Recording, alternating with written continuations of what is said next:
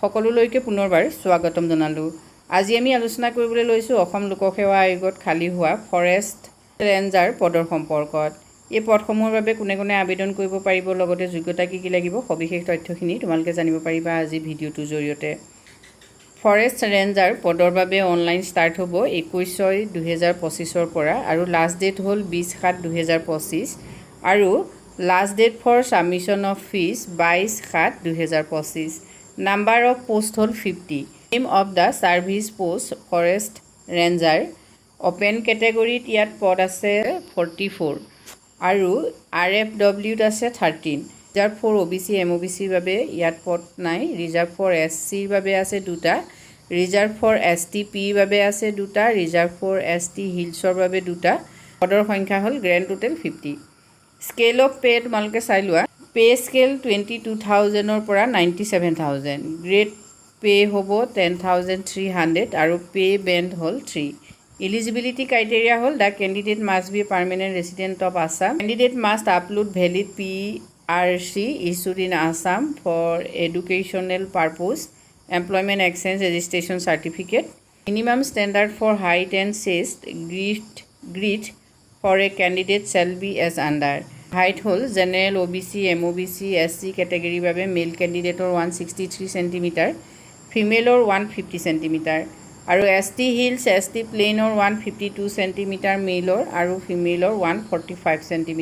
Educational qualification চোৱা। Applicant must possess bachelor degree in science or engineering of any recognized university with at least one of the following subject: agriculture, botany, chemistry, computer application বা computer science, engineering, agriculture, chemical, civil, computer, electric, electronics, mechanism, environmental science, forestry, geology, horticulture, mathematics, physics, statistics, veterinary science, zoology. এইকেইটা ছাবজেক্টত তোমালোকৰ bachelor degree থাকিব লাগিব। ইয়াৰ যিকোনো এটা ছাবজেক্টত bachelor degree থাকিলে তোমালোকে আবেদন কৰিব পাৰিবা। এজ চাই লোৱা। 21 yearsৰ পৰা 38 yearsৰ হ'লে তোমালোকে আবেদন কৰিব পাৰিবা। কিন্তু SC ST বা ST প্লেইন ST হিলছৰ বাবে 43 years আছে, মানে 5 বছৰ ৰিলেক্সেশ্যন থাকিব আৰু 3 বছৰ OBC MOBC কেণ্ডিডেটৰ বাবে থাকিব, মানে 41 yearsৰ ভিতৰত হ'লে OBC MOBCয়ে আবেদন কৰিব পাৰিব। Age limit of the candidate will be calculated on the basis of matriculation বা SSLC admit cardৰ পৰা calculate কৰা হ'ব।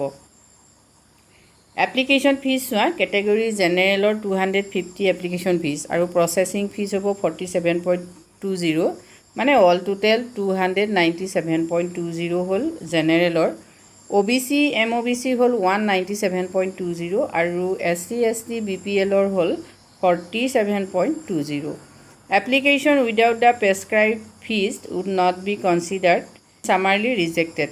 যদি এই পোষ্টসমূহৰ বাবে তোমালোকে আবেদন কৰিব বিচাৰা তেতিয়াহ'লে https://aps-recruitment.in এইটো ৱেবছাইটত গৈ তোমালোকে আবেদন কৰিব পাৰিবা।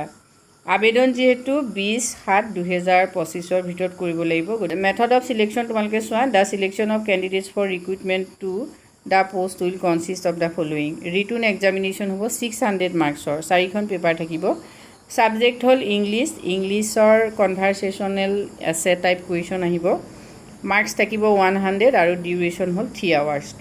নেক্সট আহিলে জেনেৰেল নলেজ। জেনেৰেল নলেজৰ কুৱেশ্যন পেপাৰখন OMR টাইপ হ'ব আৰু ইয়াত মাৰ্কছ থাকিব 100, ডিউৰেশ্যন 2 hours।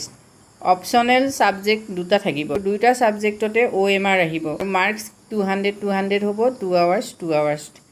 এটা candidate have to choose any 2 of the following optional subject. এতিয়া কি কি ছাবজেক্ট ল'ব পাৰিবা তোমালোকে চাই লোৱা।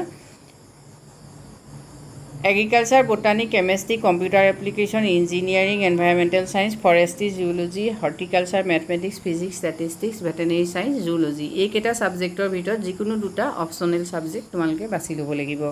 মানে 2টা ছাবজেক্ট বাছিব লাগিব। 2টা ছাবজেক্টৰ বাবে গ্ৰুপ আছে।